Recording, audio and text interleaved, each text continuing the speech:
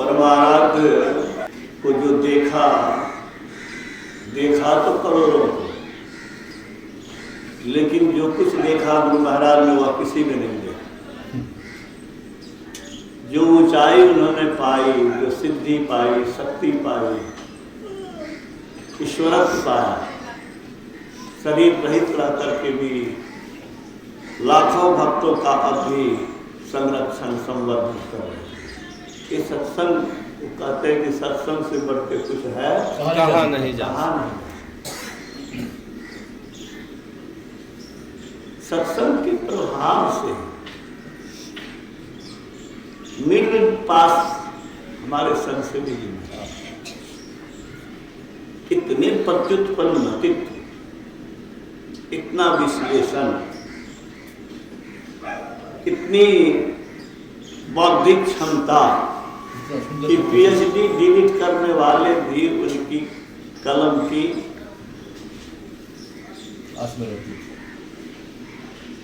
को ऊंचा मानते थे, उनके सामने नतमस्तक हो जाते थे। पीएचडी और डिलीट के लिखे को ये बदलते थे। जन्मशती अभिनंदन ग्रंथ में पीएचडी और डिलीट करने वाले कई लोग हैं, लेकिन प्रधान संपादक कौन है? संसेवी। कहाँ मिडिल पास, कहाँ डिलीट, जा कल्पना करिए तो। मिडिल पास को तो मैट्रिक बीए पास, एमए पास के सामने खड़े होने का हिम्मत नहीं होता है। इनके सामने हम क्या बोलेंगे? ये तो कॉलेज के प्रोफेसर है, ये पीजी के टीचर है, हम क्या बोलेंगे? हम मिडिल। लेकिन निरक्षर संत श्री सुशील जी महाराज, बड़े बड़े प्रिंसिपल, बड़े बड़े प्रोफेसर, बड़े बड़े साहित्यकार, उनके सामने नतमस्तक हो गए। राजा राधिका रमन सिंह के यहाँ गए, कहा कि ये आपका आगमन कैसे हुआ? कहा कि सुना है कि आप संत महात्मा को नहीं मानते, इसीलिए। अब समझिए नास्तिक के यहाँ पहुंच रहे हैं, कैसे उसको अपने प्रभाव में ले रहे हैं। तो सुनिए, राजा राधिका रमन सिंह का निबंध हम लोग मैट्रिक में पढ़े थे। दरिद्र नारायण बड़े साहित्यकार, राजा भी टाइटिल है, धनधान से भी उतने ही परिपूर्ण, बोरिंग रोड में उनका निवास, उतने बड़े साहित्यकार।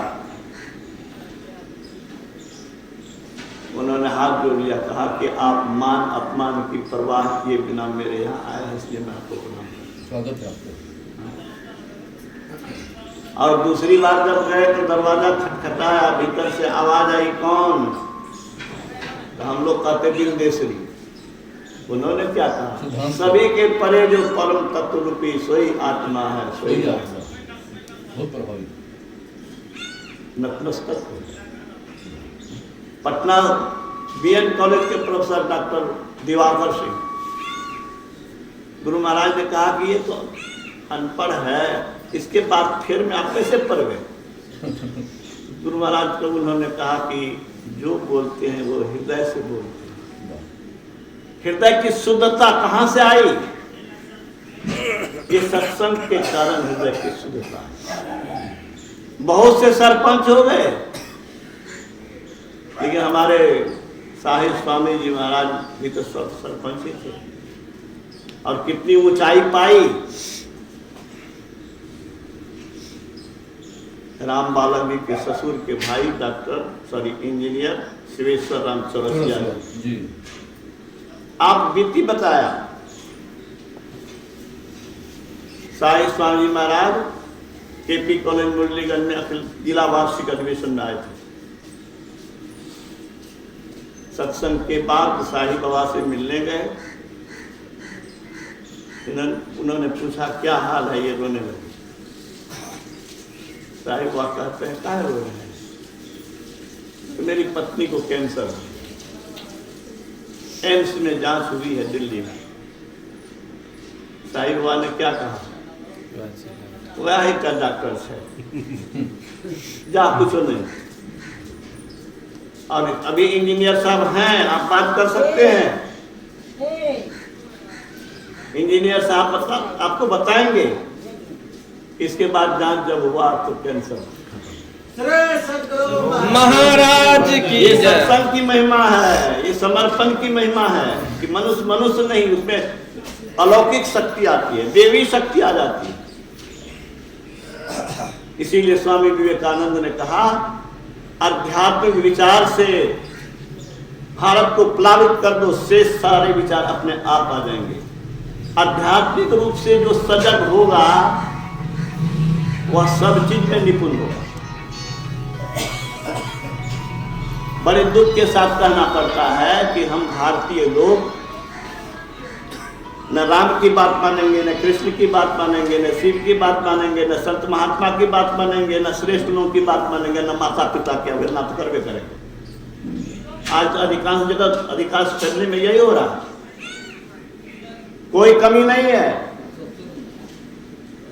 करोड़ में शायद बैंक बैलेंस होगा, लेकिन उनके बूढ़े जो हैं वो दूसरे के यहाँ चाय पीने के लिए जाते हैं, वो दूसरे के यहाँ भूखे जाते हैं। वो करोड़ की संपत्ति किस काम की, वो विद्या किस काम की? सारी विद्याएं, सारे धन, सारे सामर्थ्य अध्यात्म ज्ञान के बिना व्यर्थ है। इसलिए आध्यात्मिक ज्ञान से प्लावित करने से बड़ा कोई यज्ञ हो नहीं सकता। भगवान शिव की आराधना करने लोग जाते हैं, भगवान शिव की बात मानते नहीं। गिरजा संत समागम समन लाभ कछुआन, जिनो हरि कृपा न होय सो गावई पुराण। भगवान राम क्या कहते हैं, भगवान कृष्ण क्या कहते हैं, अभी आप सुनते। सब यज्ञों में ज्ञान जग श्रेष्ठ है।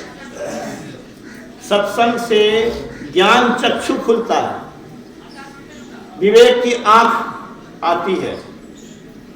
जिसको सद्ज्ञान होगा, विवेक होगा, वह सत्पथ पर चलेगा, और जिसको सद्बुद्धि होगी वह सत्कर्म करेगा। जो सत्कर्म करेगा उसकी सदगति होगी, और सदगति पाते पाते अंत में ईश्वरत्व को पाएगा। उद्धार का रास्ता तो इसके सिवा कोई है ही नहीं। गुरु महाराज कहते हैं क्या सोवत गफलत के मारे जाग जाग मन में। अपने मन को कह रहे हैं कि संसार के लोगों को ये संदेश याद रखना चाहिए, जागो, सोए हुए हो। कुछ लोग कहेंगे क्या हम लोग सोए हुए हैं? जो सत्संग से दूर रहने वाले हैं वो लोग कहेंगे कि हम कहाँ सोए हुए हैं। अरे सोए हुए में क्या होता है यार, तुमको अपना पता नहीं रहता है। अपने धन संपत्ति बगल में है, चोरी हो रही है, पता नहीं चलता है। सोए हुए तो ये हालत है। मैं ननिहाल में सोया हुआ था, 12-1 बजे रात में मामी की आवाज चीखती हुई आई, आओ। उसके गले से हंसली जो निकाल रहा था, मुंह से बोलिए नहीं फुटा दौड़ करने लगा। सबकी नींद टूटी, दौड़ा दौड़ा गया, सीन फाड़ करके सब सामान ले। तो सोए हुए में क्या हुआ, अपने का भी ज्ञान नहीं, संपत्ति का भी ज्ञान नहीं, सब हरण हो रहा है, आपको पते नहीं। हमारा आपका भी सर्वस्व हरण हो रहा है। हमारे आपके अंदर में ब्रह्म ज्योति वह प्रकाश है जिस प्रकाश से जिस ब्रह्मांड को अपने अंदर देख सकते हैं। हमारे आपके अंदर वह शक्ति है जो यमराज हमारी ओर आपकी ओर आने का साहस नहीं कर सकता। हमारे आपके अंदर में वह शक्ति है जिस शक्ति के जागृत हो जाने के बाद देवी सरस्वती सारी लक्ष्मी पूजा करने के लिए, सेवा करने के लिए पीछे पीछे चलेगी। लेकिन सोए हुए नहीं है तो शक्ति का ज्ञान कहाँ है? माया के तरफ हम लोग लगे हुए हैं। इसलिए गुरु महाराज कहते हैं अपना ज्ञान नहीं, शरीर का ज्ञान है, मिट्टी पत्थर का ज्ञान है। मैं बराबर कहता हूँ, मिट्टी पत्थर का ज्ञान है, संसार की चीजों का ज्ञान है, लेकिन संसार के चलाने वाले का ज्ञान है।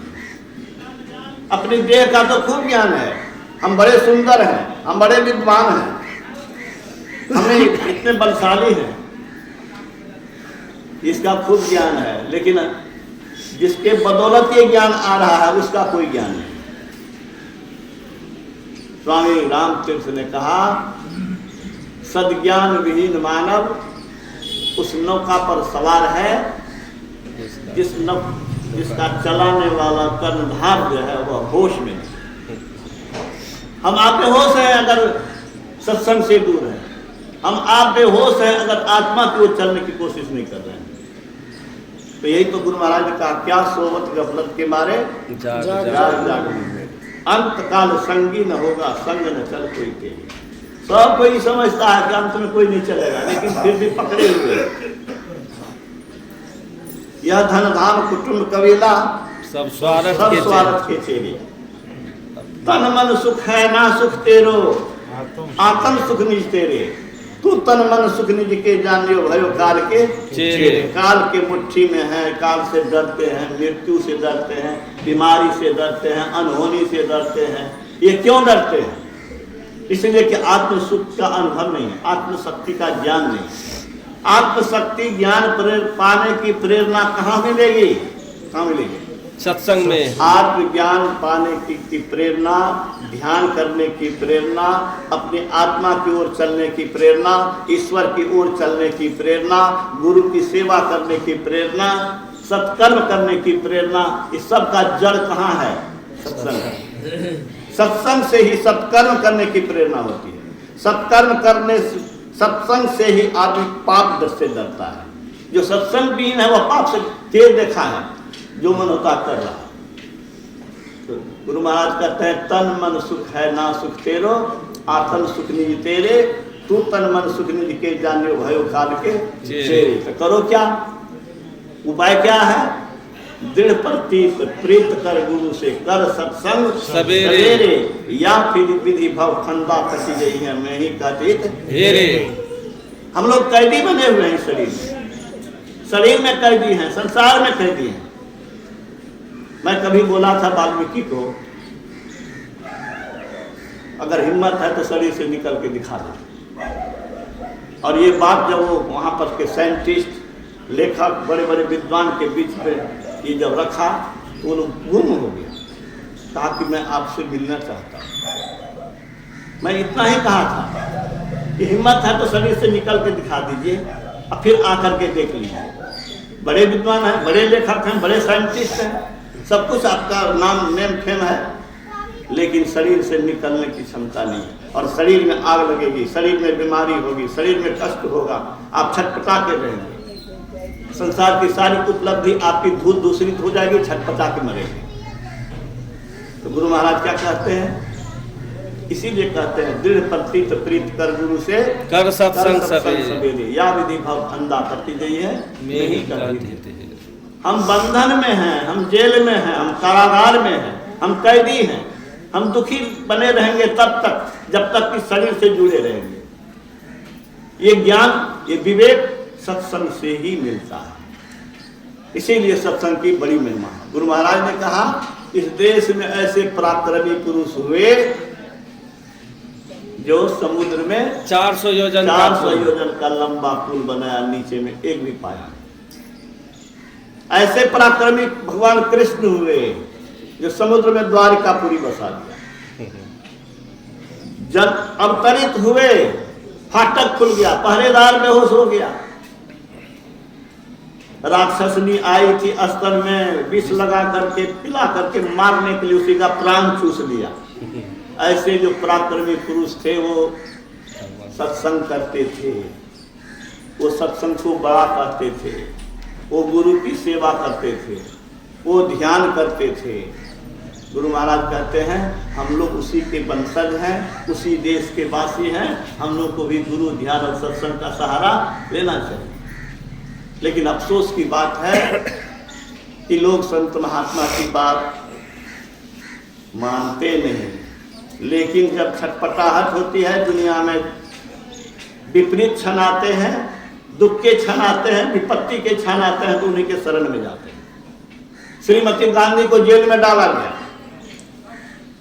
कहा तो विश्व की नेत्री थी, लेकिन जब जेल से छूटी तो उसको कोई उपाय नहीं सुना। 1980 में मैं MSc में पढ़ता था। मैंने दिनमान पत्रिका के हेड फ्रंट पर देखा था कि बिहार के जगन्नाथ मिश्र जी देवरहा बाबा के पास गए हैं और पैर लटका करके मचान पर से दे रहे हैं उनके मस्तक पर। इसमें गौरवान्वित होकर के वो फोटो दिनमान में दिया। संत का चरण अपने सिर पर रखने में गर्व महसूस करते हैं लोग, बिहार के गवर्नर हों कि मुख्यमंत्री हों कि प्रधानमंत्री हों। आखिर क्यों? इसीलिए कि उन्होंने सत्संग को बड़ा कहा। स्वामी देवराहा बाबा ने कहा सत्संग की आँच तुम्हारे भीतर के स्वर्ण को कुंदन बना देगी, कुंदन बना देगी। Thank you. भीतर में जो शक्ति छिपी हुई है वो शक्ति को प्रकट कर देगा सत्संग। तो मैं कह रहा था कि इंदिरा गांधी उनके पास गई, कब गई? 31 दिसंबर 1979 की 12 बजे रात में सरजू के तट पर वो मशान स्नान कर रहे थे। सेवक जाके कहा कि श्रीमती गांधी आई। बाबा आए, साष्टांग प्रणाम किया, उन्होंने हाथ उठाकर आशीर्वाद दिया। मैं बराबर इस प्रसंग को सुनाता हूँ कि कहा विश्व की प्रसिद्ध नेत्री दुर्गा का अवतार उसके विरोधी ने कह दिया था। अटल बिहारी वाजपेयी जी ने कहा था कि दुर्गा का अवतार है। इतनी प्रसिद्धि, इतनी ऊंचाई पाई, लेकिन वो कहाँ जाती है? तो देवराहा बाबा के पास। और देवराहा बाबा ने हाथ उठा के आशीर्वाद दिया, आपसे छिपा हुआ नहीं है कि फिर से वो प्रधानमंत्री बनी, फिर से प्रधानमंत्री बने। और हाथ उठा करके आशीर्वाद दिया, वो भी इतना कुशल निकली कि हाथ का चुनाव चिन्ह बना दिया। हमारे पुराने सब लोग जानते हैं कि इसके पहले गाय बछड़ा उसका चुनाव चिन्ह था। और लोग व्यंग करते थे कि इंदिरा गाय है, ये संजय जो बछड़ा। तो गाय बछड़ा से हाथ छाप चुनाव चिन्ह किसके कारण बना? देवराहा बाबा के कारण। देवराहा बाबा किस कारण देवराहा बाबा बने? सत्संग के कारण, ध्यान के कारण, अध्यात्म के कारण, शास्त्र के अनुसार अपना जीवन बिताने के कारण। तो शास्त्र के अनुसार, संत के अनुसार, भगवंत के अनुसार, अगर गुरु के अनुसार आप चलेंगे, आपका निहाल होगा, हम सबका निहाल होगा। दुख के साथ यही कहना पड़ता है कि लोग अपने तो सत्संग में आते हैं लेकिन बाल बच्चे को इसके लिए प्रेरित नहीं करते। गुरु महाराज ने कहा बचपन से ही जब विद्या ग्रहण करने लगे तो विद्या अर्जन भी करे और सत्संग भी करे। मैंने पोस्ट किया है व्हाट्सएप पर गुरु महाराज के मैसेज को, संदेश को। बच्चे को विद्या अर्जन के साथ साथ सत्संग भी करावे और पढ़ लिख करके अगर रोजगार करते हैं तो उस समय भी सत्संग भी करें और रोजगार भी करें, संसारिक कमाई भी करें और आध्यात्मिक कमाई भी करें। ये कैसी बुद्धिमानी है कि शरीर की व्यवस्था तो हम करें लेकिन स्वयं की व्यवस्था नहीं करें। शरीर को अच्छे घर में रखने के लिए तो घर बना लिया भाई। कोई विपरीत स्थिति आवे तो बैंक बैलेंस बढ़ा रहे हो, बहुत अच्छा कर रहे हो, लेकिन ये सारे धन, सारी विद्याएं, सारी उपलब्धि कितने दिनों के लिए? 25, 50 वर्ष, 10 वर्ष, 20 वर्ष, इससे ज्यादा तो कोई टिकने वाले नहीं है। कोई ऐसा नहीं है जो कह देगा कि 100 वर्ष हम और जिएंगे। 100 वर्ष के लिए इतनी व्यवस्था, 25 वर्ष के लिए, 10 वर्ष के लिए इतनी व्यवस्था, और अनंत जीवन के लिए करोड़ों करोड़ वर्ष के लिए कोई सोच नहीं, कोई लालसा नहीं, कोई चेष्टा नहीं, और कोई रास्ता बतावे तो उसको मानना नहीं। ये आत्मघात है। अपनी हानि अपने आप करना है, अपने सौभाग्य के घर में आग लगाना है। तो स्वामी तुलसीदास जी कहते हैं देहि सत्संग निज अंग श्री रंग भवभंग कारण सर्वसुख। भगवान राम कहते हैं भक्ति स्वतंत्र सकल सुख खानन बिनु सत्संग न पावहि प्राण। कौन नहीं सुख चाहता है? अभागा होगा, अभागा भी नहीं चाहता है दुख, सब कोई सुख चाहता है। कैसा सुख चाहते हो? कैसा? नित्य सुख, शाश्वत सुख, अक्षय सुख, अमर सुख, कभी दुख न हो, ऐसा सुख जो कभी दुख में न बदले। और मैं बराबर कहता हूं तो वह मित्र नहीं, वह छैया धूर्त छली है जो आगे चल करके मेरा गला काटे, मुझे रोने को विवश कर दे। मीठी मीठी बात करने से, सुख में साथी रहने से कोई मित्र नहीं होता। मित्र वही है जो बुरे दिन में काम आवे, जो कभी हमारा अहित सोचे नहीं। असली मित्र वही है। उसी तरह असली सुख वही है जो दुख में कभी न बदले, जो हमको कभी रोने का अवसर न दे। वह सुख कौन सा सुख है? वह सुख आत्मा का सुख है। और आत्मा की ओर बढ़ने का प्रेरण सत्संग से ही मिलेगा। गुरु महाराज ने कहा वह सत्संग नहीं जहां पर ध्यान करने का प्रेरण नहीं। सत्संग से क्या होता है? ध्यान का प्रेरण होता है। 85-86 में मैं इधर रहता था, मधेपुरा में कहीं सत्संग नहीं होता था। सुखासन रोड में हनुमान मंदिर से दक्षिण स्कूल के बरामदे पर सत्संग होता था। गजेंद्र चौरसिया साहब जिनके दामाद अभी राम माधव के यहाँ हम लोग सत्संग कर रहे हैं, वो वहाँ पर मुख्य रूप से व्यवस्था करते थे। हम लोग वहाँ जाते थे, यहाँ से जब जाते थे तो हमारे सामने वो माइक रख दिया जाता था। मेरे मन में क्या हुआ? मेरे मन में हुआ कि यहाँ आते हैं गर्मी में 4 किलोमीटर 3 किलोमीटर से, और माइक मेरे सामने में दे दिया जाता है, मैं बोलता रहता हूँ, हमको क्या लाभ? कई सत्संग में गया नहीं। तब गुरु महाराज का प्रवचन पढ़ा, उसमें क्या हुआ? उसमें आया कि कोई कहे कि मैंने सत्संग को समझ लिया, संतमत को समझ लिया, अब सत्संग की क्या जरूरत? तो याद रखो, सत्संग नहीं करोगे तो ध्यान का प्रेरण नहीं होगा। यही पंक्ति मुझे इतना अपील किया कि उस दिन से मैं कभी सत्संग को छोड़ने की कोशिश नहीं किया। सत्संग से ही ध्यान का प्रेरण होता है। गुरु महाराज ने कहा सत्संग कोई मनोरंजन के लिए नहीं है। ऐसी बात नहीं कहो कि लोग खूब हंसे, खूब मनोरंजन होता है। मनोरंजन के लिए सत्संग नहीं है। किस लिए है? मनोरंजन के लिए नहीं है, ध्यान का प्रेरण करने के लिए सत्संग है। गुरु महाराज ने कहा प्रेमी ढूंढत में फिरा, प्रेमी मिला न कोई। प्रेमी से प्रेमी मिले तो गुरु भक्ति दृढ़ हो। भक्तों का जब मिलन होता है सत्संग में एक दूसरे से, तो एक दूसरे के भक्ति भाव का प्रभाव दूसरे पर पड़ता है, उत्साह में वृद्धि होती है और गुरु भक्ति दृढ़ होती है। तो हम सत्संग में इसलिए भी आते हैं कि एक दूसरे के बीच में रह करके एक दूसरे से लाभान्वित होते हैं।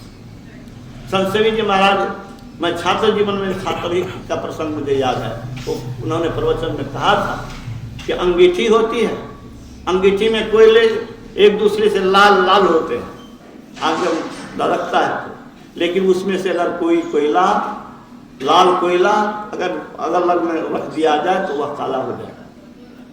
अगर हम सत्संग से, सत्संगी समाज से, सत्संग प्रेमियों के बीच से अलग रहेंगे तो हमारे अंदर में वो आध्यात्मिक तेज नहीं रहेगा, वो प्रेरणा नहीं रहेगी, वो लगन नहीं रहेगी। ये लगन बढ़ाने के लिए सत्संग में आना जरूरी है।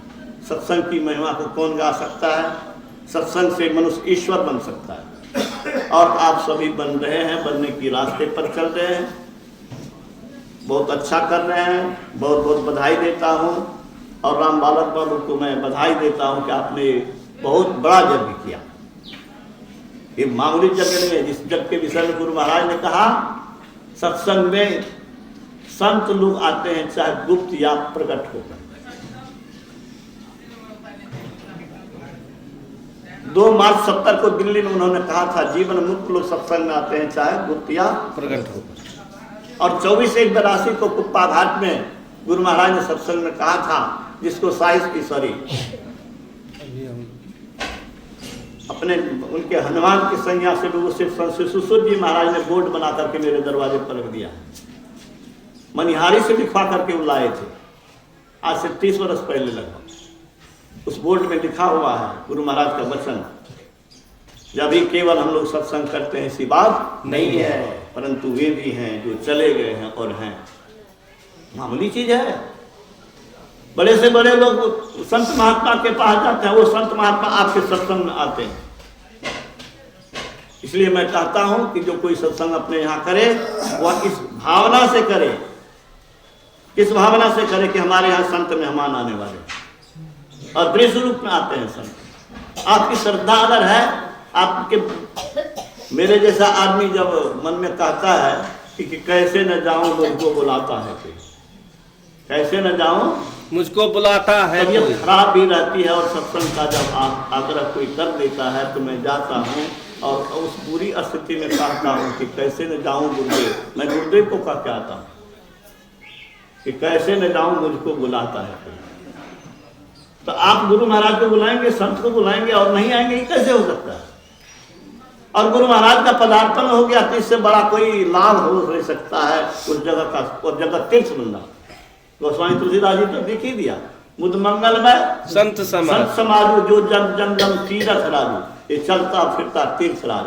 मैं बराबर कहता हूँ कि किसी तीर्थ में जाने वाले का गंजहरी का गांजा नहीं छूटा, शराबी का शराब नहीं छूटा, व्यभिचारी का व्यभिचार नहीं छूटा, लेकिन सत्संग में आने वाले का शराब भी छूटा, मांस भी छूटा, व्यभिचार भी छूटा, सत्कर्म के ओर प्रेरित हुआ, ध्यान करते करते वह ईश्वरत्व की ओर बढ़ा। इसका साक्षात उदाहरण वाल्मीकि जैसा, रत्नाकर जैसा डाकू लुटेरा था। कहने की का अंत नहीं है। मैं बहुत लोग फिर से बधाई देता हूँ और एक शब्द अंत में कह देता हूँ। स्वामी रामतीर्थ ने कहा, भूखे को अन्न देना, प्यासे को पानी देना, बीमार को दवा देना निश्चय ही उपकार है, लेकिन पाप के भयानक रूप को दिखा करके पापी को पाप से विरक्त करना, संसार की भयानकता का बोझ दिला करके, संसार से विमुख करके ईश्वर की ओर प्रेरित करना, ये एक ऐसा उपकार है जिसकी कोई सानी नहीं है, अनपैरेलल। इसके समान कोई से लाभकारी नहीं। ये लाभकारी जग के लिए मैं राम बालक बाबू को बहुत बहुत बधाई देता हूँ। इस बच्चे के जन्मदिन के अवसर पर ये सत्संग हो रहा है, छठी है क्या जी? हाँ, तो बच्चे की छठी के अवसर पर ये जग का आयोजन किए, मैं उनकी शुभकामना करता हूँ। श्री सद्गुरु महाराज की जय।